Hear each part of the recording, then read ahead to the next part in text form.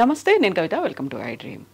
సింహరాశి గురించి మాట్లాడుకుందాం. సింహరాశిలో ఉన్నటువంటి విశిష్టత ఏంటి, ప్రత్యేకతలు ఏంటి, దానికి సంబంధించి రెమెడీస్ ఏమైనా ఉన్నాయా, అనుగ్రహాలు ఎలా ఉన్నాయి? మనతో పాటుగా ఉన్నారు ఆస్ట్రాలజర్ గాడేపల్లి వీరభద్ర శర్మ గారు. శర్మ గారు నమస్కారం. నమస్కారం తల్లి.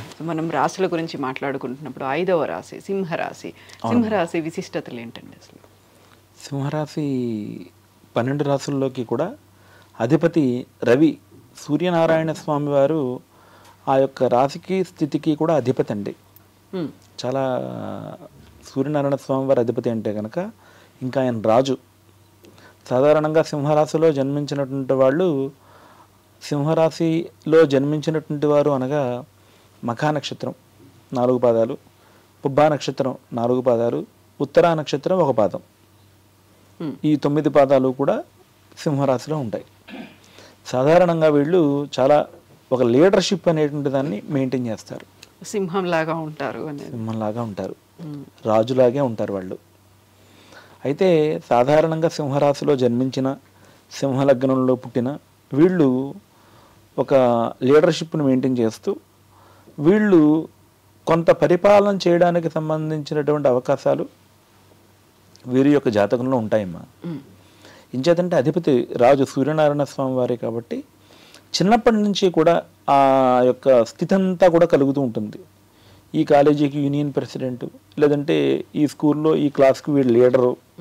చూడండి, 4వ తరగతిలో 40 మంది విద్యార్థులు ఉన్నా సరే ఒకరిని ఎంచుకుని వీళ్ళు లీడరా అంటారు వీడిని. అంటే అలాంటి స్థితి రావాలి అంటే కనుక జాతకంలో రవి బాగుండాలి. సింహరాశి అన్నందుకు గాను సాధారణంగా సింహలగ్నం కానీ సింహరాశిలో కానీ పుడితే కనుక వాళ్ళ యొక్క నుదురు కూడా చాలా విశాలంగా ఉంటుందని ప్రమాణం. సింహానికి ఎలా అయితే నుదురు అంతా విశాలంగా ఉంటుంది అలా ఉంటుంది అని ప్రమాణం. అలాంటి రాశుల్లో సింహరాశి చాలా ప్రత్యేకతమైనటువంటిది. వాళ్ళు ఎప్పుడు కూడా చాలా టాప్లో ఉండడానికి ప్రయత్నిస్తారు. విద్యార్థి అయితే కూడా వాడు కూడా ఫస్ట్ క్లాస్ తెచ్చుకోవడానికి ట్రై చేస్తాడు. కర్కాటక రాశి వాళ్ళకి ఎలాగో సింహరాశి వాళ్ళు కూడా అలాగే వాళ్ళు ఇతరుల మీద ఏ విషయం మీద కూడా ఆధారపడరు. వాళ్ళు ఏదో పని చేస్తారు, వాళ్ళు ఏదో మనకు తెచ్చిపెడతారు, వాళ్ళు చేయడం ద్వారా మనం ఈ యొక్క ఫలితం పొందుదాం అనేటువంటిది ఉండదు వాళ్ళకి. వాళ్ళ పని వాళ్ళు స్వయంగా చేసుకోవడానికి 24 గంటలు కూడా వాళ్ళు రెడీగానే ఉంటారు. ఎవరి మీద ఎప్పుడు డిపెండ్ అవ్వరు. కొంతమంది ఆ మంచినీళ్ళ గ్లాస్ ఎవరైనా అందిస్తే బాగుండు, ఈ ఫ్యాన్స్ ఇచ్చి ఎవరైనా వేస్తే బాగుండు అని చెప్పి చూస్తూ ఉంటారు. వీళ్ళు అలా కదా, అవసరమైతే మంచినీళ్ళు వీళ్ళు తెచ్చుకుంటారు, ఫ్యాన్స్ ఇచ్చి వీళ్ళు వేసుకుంటారు. అంటే సింహరాశి వాళ్ళు ఏ విషయం మీద దేనికి కూడా ఎవరి మీద డిపెండ్ అవ్వరు. వాళ్ళ యొక్క స్కిల్ అంతా కూడా అట్లాగే ఉంటుందండి. సాధారణంగా సింహరాశిలో జన్మించినటువంటి వాళ్ళు ఆదివారం రోజున కొంచెం నిష్ట నియమాలతో ఉండడం చాలా మంచిది. సాధారణంగా అంటే సూర్యనారాయణ స్వామి వారికి సంబంధించినటువంటి సూర్యాష్టకంలోనే ఆదిదేవ నమస్తుభ్యం ప్రసీద మమ భాస్కర దివాకర నమస్తుభ్యం ప్రభాకర నమోస్తుతే అనేటువంటి సూర్యాష్టకంలో స్త్రీ తైల మధుమాంసాన్ని నవర్ధియేత రవేర్ధినే అని చెప్పబడింది. అంటే ఆదివారం రోజున నూనె వస్తువులు తినడం, నూనె రాసుకోవడం. స్త్రీ తైల మధుమాంసాన్ని అంటే ఈ యొక్క మాంసం అది తినడం కూడా ఆదివారం రోజున చాలామంది ఈ వీక్ ఎండ్ అని చెప్పనేసి పెట్టుకుని వాళ్ళు వీక్గా అయిపోవడం మొదలు పెట్టుకుంటున్నారు. వాళ్ళంతా వాళ్ళు చాలా పార్టీలు ఉంటాయి, గ్యాదరింగ్స్, గెట్ టుగెదర్స్ అన్ని వీకెండ్ కాబట్టి సండే కుదురుతుంది అని కదా. యథార్థానికి వీకెండ్ కాదండి, వీక్ స్టార్ట్ అసలు అది ఆదివారం ప్రారంభం. కానీ పాపం మరి ఈ కల్చర్ అలా మనం అలవాటు చేసేసుకున్నాం అంతే. అలా అలవాటు చేసుకున్న చాలామంది అనేక రకాలైనటువంటి వ్యాధులకు గురైపోతున్నారు. అంటే ఆదివారం రోజున ఉన్నటువంటి నిష్ట నియమాలు వాళ్ళని చాలా ఆరోగ్యంగా ఉంచుతాయండి. చక్కగా వాళ్ళు ఎంత నిష్ట నియమాలతో ఉంటే ఆ రోజు వాళ్ళు ఉన్నటువంటి నియమాన్ని బట్టి మిగతా వారం అంతా కూడా వాళ్ళు ఆ స్థితిని ప్రోత్సహించుకోవచ్చు. అంటే ఇప్పుడు ఉదాహరణకి ఒక హెచ్ఎం గారు ఉన్నారు, హెడ్ మాస్టర్ గారు ఉన్నారు. ఆయన దృష్టిలో వీడు బాగా చదువుతాడని చెప్పనేసి ఒకసారి మనం కేంద్రీకృతం అయ్యేమంటే కనుక, ఆయన దృష్టిలో మనం పడ్డామంటే కనుక మనల్ని ఎప్పుడూ మొట్టమొదటి ఉంచడానికి ఆయన ఇష్టపడతారు. మొట్టమొదటి బెంచీలో కూర్చోవడానికి ఇష్టపడతారు. మొట్టమొదటి బెంచీ మొత్తం అంతా ఫుల్ అయిపోయినా సరే, లేదు వాడిని తీసుకురండి, వాడిని ఇక్కడ కూర్చోబెట్టండి అని చెప్పనేసి ఆయనే మనకి ఒక ఏర్పాటు చేయొచ్చు. అలాగే సూర్యనారాయణ స్వామి వారికి సంబంధించినటువంటి ఆదివారం రోజున ఎంత నిష్ట నియమాలతో ఉంటామో ఆయన కూడా అదే ప్రకారంగా మిగతా వారాల్లో ఉన్నటువంటి స్థితిని అంతటినీ కూడా మనకి ప్రోత్సహిస్తారు. ఆదివారం రోజున సూర్యమండలం నుంచి వచ్చిన కిరణాలు డైరెక్ట్గా మన భూమి పడతాయి. అదేంటండి ఆదివారం రోజునే పడడం ఏంటండి అంటే సోమవారం రోజున పడవా? సోమవారం రోజు కూడా పడతాయి, కానీ సోమవారం రోజున అలాగా ఆ యొక్క సూర్యమండలంలో ఉన్న కిరణాలు చంద్రమండలం మీద పడి చంద్రమండలం నుంచి భూమండలానికి వస్తాయి. మిగతా రోజులంతా అలాగే ఉంటుంది. శనివారం రోజున శనిమండలం మీద పడి భూమికి వస్తాయి. ఆదివారం రోజునే డైరెక్ట్గా మన భూమండలంలో పడతాయి. ఇది నాసా సైన్స్ కూడా అంగీకరించింది ఈ విషయాన్ని. సో సింహరాశిలో ఉన్నటువంటి వాళ్ళు ఆదివారం రోజున అంటే ఆదివారాధిపతి ఆదినారాయణ స్వామి వారు, సూర్యనారాయణ స్వామి వారు అంటే కనుక ఆయన ప్రకాశం కోసం, ఆయన యొక్క అనుగ్రహం కోసం వాళ్ళు ఆ రోజున ఉన్నటువంటి నిష్ట నియమాలు వాళ్ళని చాలా అభివృద్ధి పరుస్తాయి. చిన్న చిన్న వ్యాధుల నుంచి పెద్ద పెద్ద వ్యాధుల వరకు ఆరోగ్యం భాస్కరాధీనం అని చెప్పబడుతోంది. ఆరోగ్యం కావాలంటే సూర్యనారాయణ స్వామి వారి యొక్క అనుగ్రహమే ఉండాలి. ఆరోగ్యం అంతా ఆయన అధీనంలోనే ఉంటుంది. ఆరోగ్యం భాస్కరాధీనం మోక్షాధీనం చ విష్ణు.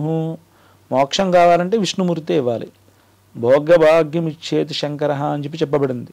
ఇప్పుడు రాక్షసులు జపాలు చేశారు, తపస్సు చేశారు, విష్ణుమూర్తి గురించి ఎప్పుడైనా చేశారా? చేసినట్లుగా అసలు ఎక్కడైనా ఉందా? ఏం చేతంటే వాళ్ళకి మోక్షం అక్కర్లేదు, వాళ్ళకి భోగమే కావాలి. ఆ భోగం కోసం ఈశ్వరుణ్ణి తపస్సుగా ఎంచుకునేవారు వాళ్ళు. ఆరోగ్యం వాళ్ళకి అవసరం లేదు. ఏం చేతంటే వాళ్ళు ఎప్పుడూ ఉండవలసినటువంటి పరిస్థితుల్లోనే జపాలు తపస్సు చేసేవారు కాబట్టి ఆరోగ్యానికి ఇబ్బందులు లేవు. అంటే అదంతా కూడా కలిగించేటువంటిది, ఆరోగ్యం కలిగించేటువంటి స్వామివారు భాస్కరుడే, సూర్యనారాయణ స్వామివారే. సో ఆయన అనుగ్రహం కోసం ఖచ్చితంగా మాత్రం ఆదివారం రోజున చాలా నిష్ట నియమాలతో ఉండాలి. సింహరాశి వారైతే కనుక ఖచ్చితంగా ఆదివారం రోజున నిష్ట నియమాలతో ఉండాలి. అలా ఉంటే కనుక వారి జీవితం చాలా బాగుంటుంది.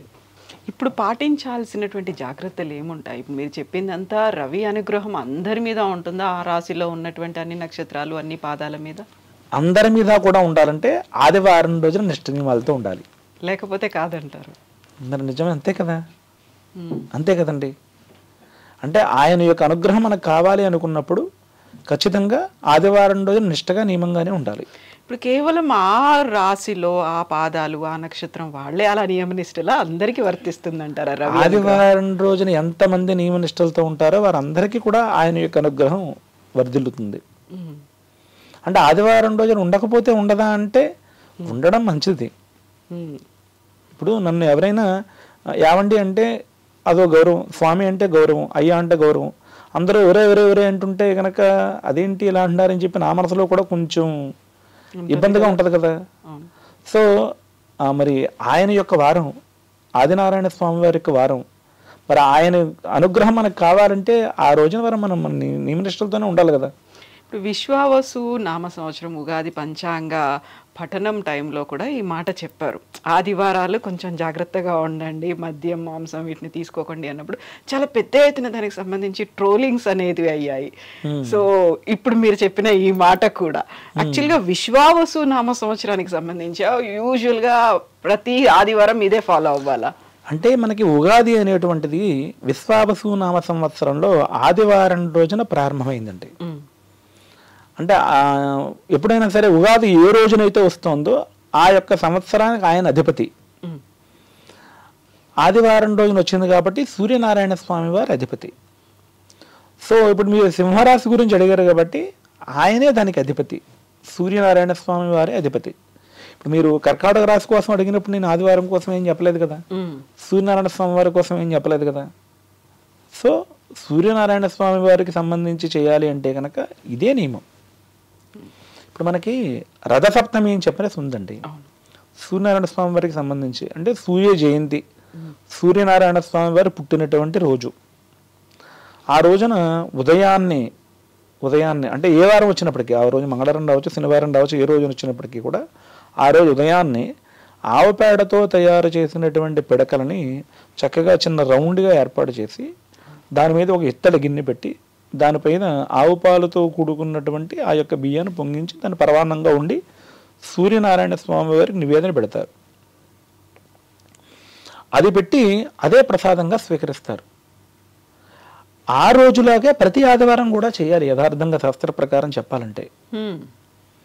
అదే మొట్టమొదటి దైనందిన యొక్క జీవితంలో ఆదివారం రోజు నుంచే మన యొక్క జీవితం ప్రారంభమవుతోంది. That's not a weekend, that's not అది that is start of day, that is start of week. Weekend కాదు, వీక్ స్టార్టింగ్ అది. వీక్ స్టార్టింగ్ అది. ఇది ఒకటి సరిపోతుంది అంటారా? ఇంకా చేయాల్సినవి ఏమైనా రెమెడీస్ కావచ్చు? ఇంకా సూర్యనారాయణ స్వామి వారి కోసం అయితే కనుక సూర్యుడి జాతకంలో బాగుండడం కోసం వాళ్ళ యొక్క తల్లిదండ్రుల కాళ్ళకు నమస్కారం చేయడం, తండ్రి గారిని గౌరవించడం, తండ్రితో చాలా చాకచక్యంగా ఉండడం, తండ్రి గారి యొక్క మాటని ధిక్కరించకుండా ఉండడం చేయడం వల్ల కూడా సూర్యనారాయణ స్వామి వారి యొక్క అనుగ్రహం లభిస్తుంది మనకి. కొంతమందికి పితృశాప దోషాలు, పితృదోషాలు అనేటువంటి ఉంటూ ఉంటాయి. అలా దోషంలో జన్మించినటువంటి వాళ్ళకు కూడా ఈ ఆదివారం నిష్ట నియమాలతో ఉండడం, వారి యొక్క తండ్రి కాళ్ళకు నమస్కారం చేయడం వల్ల కూడా ఈ దోషం తొలగిపోతుందమ్మా. ఖచ్చితంగా చేయాల్సినటువంటి పనులు. అవునమ్మా. నమస్కారం తల్లి.